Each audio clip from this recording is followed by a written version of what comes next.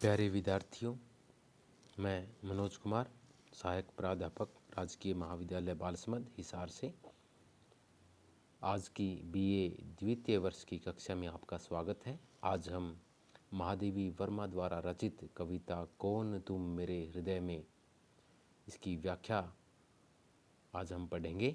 तो सभी विद्यार्थियों से मेरा अनुरोध है कि वो ध्यानपूर्वक सुने। कौन तुम मेरे हृदय में जो ये कविता है वो कवित्री की जिज्ञासा को बढ़ाने वाली कविता है।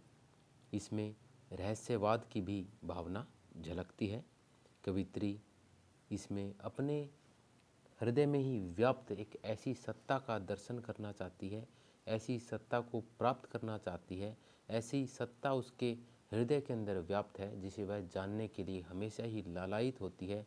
और वह बार बार यह प्रश्न पूछती रहती है कि मेरे हृदय में विद्यमान रहने वाले तुम कौन हो। कवित्री इस पद्यांश में कहती है, कौन तुम मेरे हृदय में, कौन मेरी कसक में नित मधुरता भरता अलक्षित, कौन प्यासे लोचनों में घुमड़ घिर झरता अपरिचित, स्वर्ण स्वप्नों का चितेरा नींद के सूने निलय में, कौन तुम मेरे हृदय में। कवित्री कहती है कि कौन तुम मेरे हृदय में, आगे प्रश्नवाचक चिन्ह भी हमें दिखाई दे रहा है इस कविता में। कवित्री कहती है कि मेरे हृदय में विराजमान, मेरे हृदय में व्याप्त रहने वाले तुम कौन हो। वह उस परमात्मा से, उस परम सत्ता से जिसके बारे में उसे पता नहीं है, वह बार बार उससे पूछती है कि मेरे हृदय में बसने वाले तुम कौन हो। कौन मेरी कसक में नित मधुरता भरता अलक्षित। आगे कवित्री कहती है कि मेरी कसक में, मेरी पीड़ा में, मेरी बार बार उठने वाली इस दर्द भरी पीड़ा में, टीस में, कसक क्या होता है? टीस। तो कवित्री कहती है कि कौन मेरी कसक में नित हर रोज़ मधुरता, सुंदरता, सौम्यता, पवित्रता या माधुर्यपन भरता अलक्षित। फिर वह प्रश्नवाचक चिन्ह से दोबारा से वो पूछती है कि अलक्षित, लक्षित दिखाई देने वाला, अलक्षित जो दिखाई न दे। कवित्री कहती है कि कौन मेरी कसक में नित मधुरता भरता अलक्षित। कवित्री इन पंक्तियों के माध्यम से कह रही है कि अलक्षित जो मुझे दिखाई न देने वाला वह कौन है, जो मेरी हर रोज़ बार बार रह रह कर उठने वाली इस पीड़ा में, इस टीस में हर रोज़ मधुरता का, माधुर्य का, प्रेम का संचार करता रहता है, ऐसा कौन है वो। आगे कवित्री कहती है कि कौन प्यासे लोचनों में घुमड़ घिर झरता अपरिचित, कि मेरे प्यासे लोचनों में, लोचन आँखें, उसके नेत्र चक्षु, घुमड़ घिर झरता अपरिचित।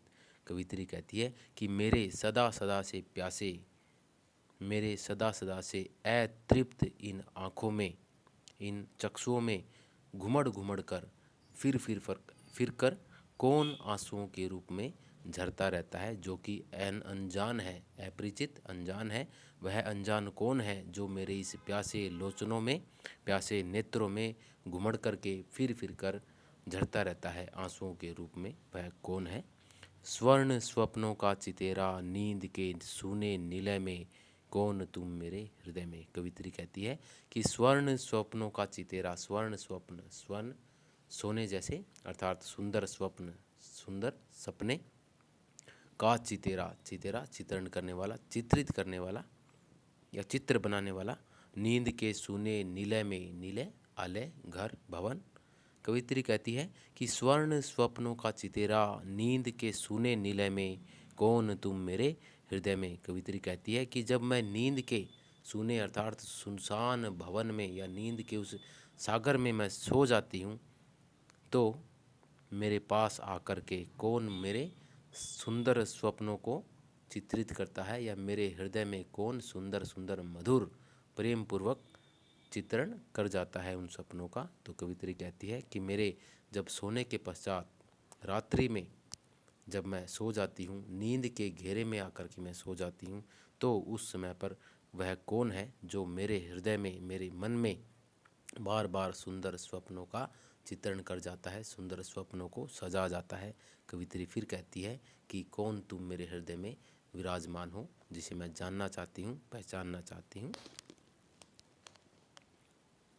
अगले पद्यांश में कवित्री क्या कहती है?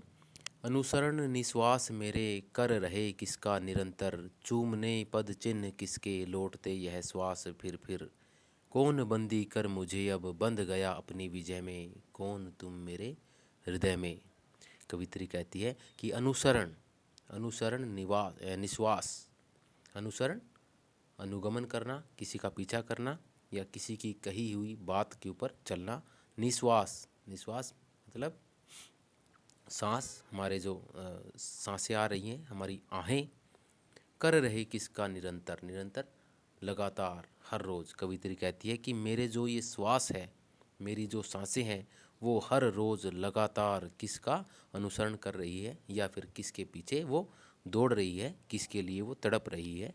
और ऐसा लगता है कि मेरी जो श्वास है, मेरी जो सांसें हैं, वो कैसी लगती हैं? चूमने पद चिन्ह किसके लौटते यह श्वास फिर ऐसा लगता है कि मेरी जो श्वास है, मेरी जो सांसें हैं, जो वो ये हमारे मेरे हृदय के पास जाती हैं, मेरे शरीर के अंदर जो बार बार जा रही हैं, ऐसा लगता है कि यह उस परम सत्ता के जो कि मेरे हृदय के अंदर ही व्याप्त है, मेरे हृदय में ही जो कि विराजमान है, उसके पद चिन्हों को स्पर्श करने के लिए, उसे चूमने के लिए, उसे प्रेम करने के लिए बार बार मेरी जो श्वासें हैं वो लगातार उस हृदय के पास अंदर प्रियतम से मिलने के लिए ऐसा लगता है वो जा रही है। कौन बंदी कर मुझे अब बंध गया अपनी विजय में, कौन तुम मेरे हृदय में।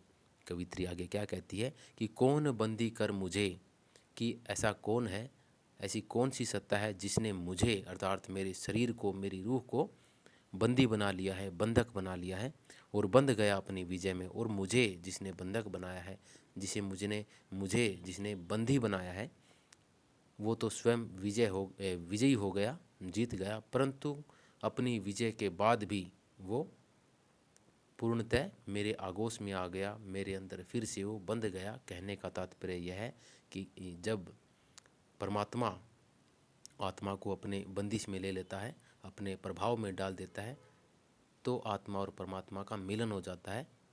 इसका भाव यही लगाया जाता है कि वह परमात्मा भी हमारे पास आ जाता है, उस आत्मा ने परमात्मा को प्राप्त कर लिया है। इसीलिए महादेव वर्मा जी ने कहा कि कौन ऐसा है जिसने मुझे, मेरे शरीर को बंदी बना लिया है और बंदी बनाने के पश्चात, उसकी विजय हो जाने के पश्चात भी वह स्वयं उस बंधन में बंध गया है। कौन तुम मेरे हृदय में। फिर से कवित्री कहती है कि मेरे हृदय में वास करने वाले, मेरे हृदय में निवास करने वाले तुम कौन हो, मैं तुम्हें जानना चाहती हूँ। आगे कवित्री क्या कहती है? एक करुण अभाव में चिर तृप्ति का संसार संचित, एक लघु क्षण दे रहा निर्वाण के वरदान सत सत, पा लिया मैंने किसे इस वेदना के मधुर क्रय में, कौन तुम मेरे हृदय में। कवित्री कहती है कि एक करुण अभाव में, कि मेरे पास एक कारुणिक अभाव है। कैसा अभाव है वो?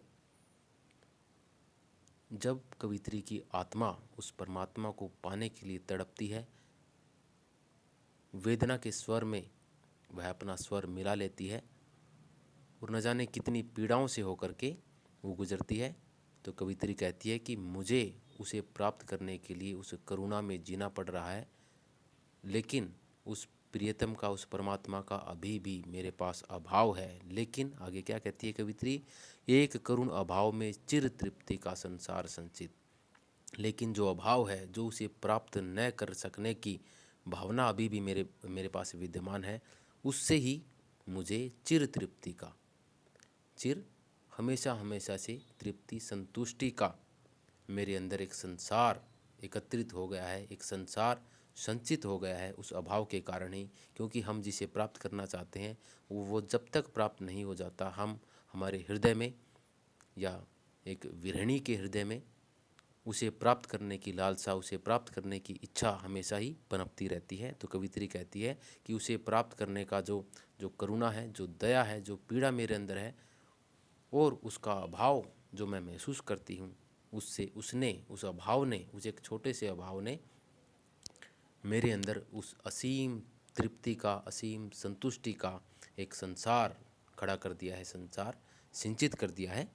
एक लघु क्षण दे रहा निर्वाण के वरदान सत सत। और वो वेदना का स्वर और वो वेदना का छोटा सा क्षण, वो वेदना का छोटा सा पल मुझे सैकड़ों सैकड़ों बार निर्वाण के वरदान दे रहा है, अर्थात मुझे मोक्ष के, इस जन्म और मृत्यु से मुक्त होने के वरदान मुझे दे रहा है, प्रदान कर रहा है।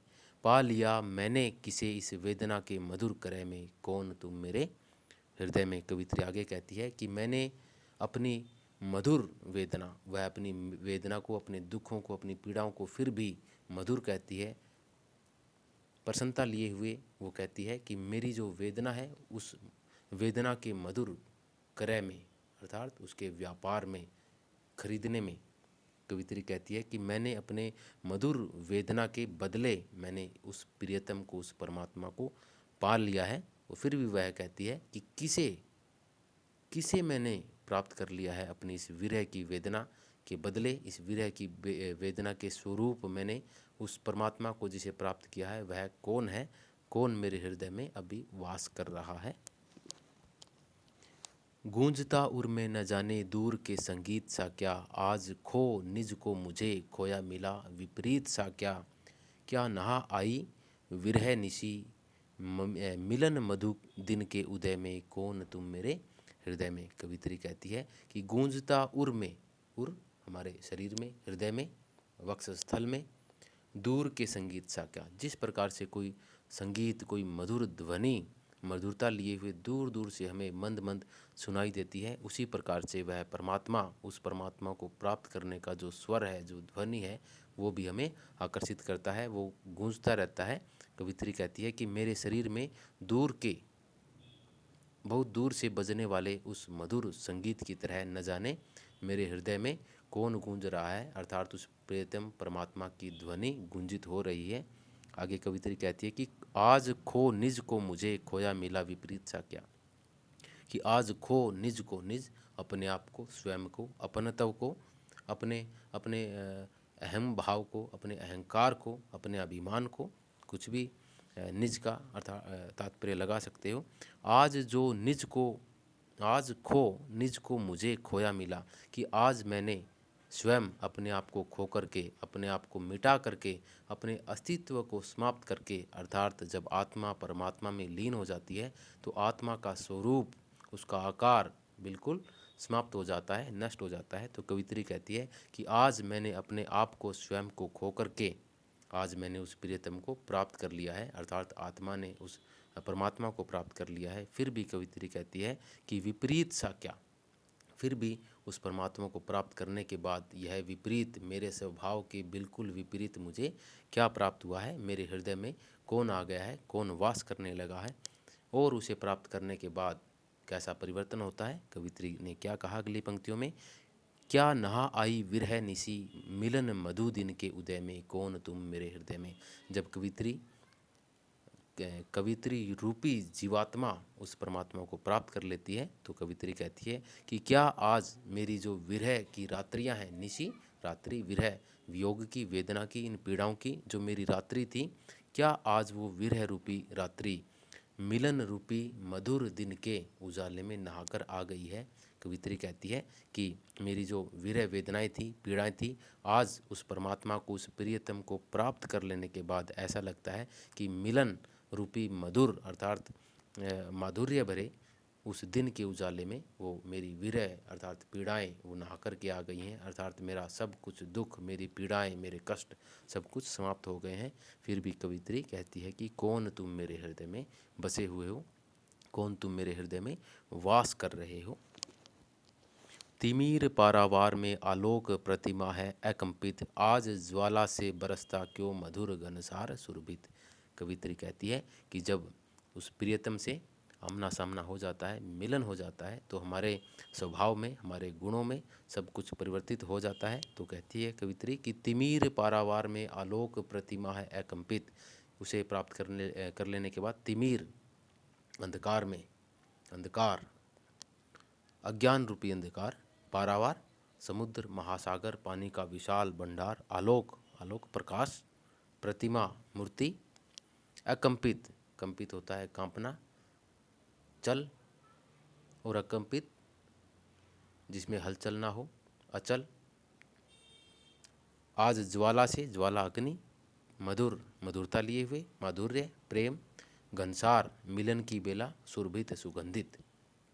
कवित्री क्या कहती है कि तिमिर पारावार में, अंधकार रूपी समुद्र में आलोक प्रतिमा, प्रकाश लिए हुए यह प्रकाश में वह प्रतिमा, वह मूर्ति, वह प्रियतम की मूर्ति अभी भी अकंपित है, अर्थात वो स्थिर है। कवित्री कहती है कि तिमिर पारावार में आलोक प्रतिमा है अकंपित, कि उस अंधकार रूपी सागर में, अंधकार रूपी महासागर में प्रकाशित या प्रकाशमान वह स्थिर प्रतिमा के जैसी वह प्रियतम दिखाई दे रहा है। आज ज्वाला से बरसता क्यों मधुर घनसार सुरभित। कवित्री कहती है कि जब प्रियतम से साक्षात्कार हो जाता है तो उसकी जितनी भी वेदना है, उसके शरीर की जितनी भी उसके शरीर से जो वेदना रूपी अग्नि निकलती है वह भी शांत हो जाती है। तो कवित्री कहती है कि आज मेरे उस प्रियतम से मिलने की जो वेदना थी, जो पीड़ाएं थी, जो हमेशा ही अग्नि उगलती थी, ज्वाला उगलती थी, गरम गरम लपटें निकलती थी, आज वो ज्वाला पता नहीं क्यों उस प्रियतम के मिलने से मधुर अर्थात माधुर्य से युक्त, सुगंधित। घनसार क्या होता है? कपूर, कर्पूर या कपूर कह सकते हैं। घनसार मिलन का कपूर या मिलन की बेला। कवित्री कहती है कि आज उस प्रियतम के मिल जाने से मेरी जो वेदना थी, जो पीड़ा थी, उससे जो ज्वाला निकलती थी, आज वो मधुर कपूर की सुगंधित बरसात वर्षा क्यों करने लगी है, अर्थात उसे प्रियतम की प्राप्ति हो गई है। इस प्रकार से महादेवी वर्मा ने इस कविता के माध्यम से बताया है कि कौन तुम मेरे हृदय में, इस कविता के माध्यम से बताया है कि इस कविता के माध्यम से कवित्री ने हमें बताया है कि जो रहस्यवाद है उसका पालन कवित्री ने किया है, अर्थात वह उसने उस परमात्मा के दर्शन के लिए इच्छा व्यक्त की है, उसे जानना चाहती है, उसकी अभिलाषा व्यक्त की है। धन्यवाद।